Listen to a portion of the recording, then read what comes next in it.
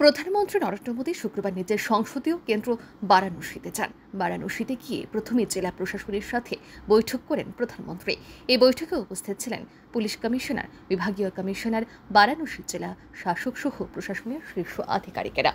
এই বৈঠকে বারাণসীতে সংগঠিত হওয়া সম্প্রতি তরুণীর গণধর্ষণের বিষয়টি প্রধানমন্ত্রীকে জানানো হয়। ঘটনা শুনে এই গণধর্ষণ কাণ্ডের সাথে যুক্ত অভিযুক্তদের বিরুদ্ধে কঠোরতম শাস্তির ব্যবস্থা করার নির্দেশ দেন প্রধানমন্ত্রী। পাশাপাশি এই ধরনের জঘন্য ঘটনা আগামী দিনের জন্য আর পুনরাবৃত্তি না হয়ে তার জন্য প্রয়োজনীয় উদ্যোগ গ্রহণেরও নির্দেশ দিয়েছেন প্রধানমন্ত্রী। প্রসঙ্গত উল্লেখ্য যে গত 4 এপ্রিল এক তরুণীকে অচৈতন্য অবস্থায় উদ্ধার করে পুলিশ। 3রা এপ্রিল থেকে এ তরুণী নিখোঁজ ছিলেন। অভিযোগ ওঠে তরুণীর এক বন্ধু তার পিশাচমোচন এলাকার একটি হুক্কাবারে নিয়ে যান। সেখানে আরও কয়েকজন তাদের সঙ্গে যোগ দেন।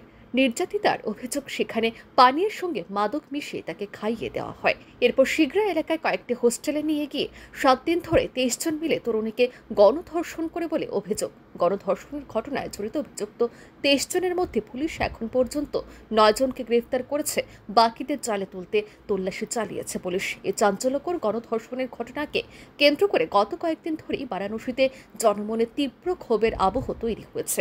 আর সেই আবহেই শুক্রবার প্রধানমন্ত্রী নরেন্দ্র মোদীর বারাণসী পৌঁছন এবং ঘটনায় জড়িত অভিযুক্তদের কঠোরতম শাস্তির ব্যবস্থা করার নির্দেশ দেন। প্রধানমন্ত্রী নরেন্দ্র মোদীর এই নির্দেশ সন্তোষ প্রকাশ করেন বারাণসী শহরের শুভবুদ্ধি সম্পন্ন মহল।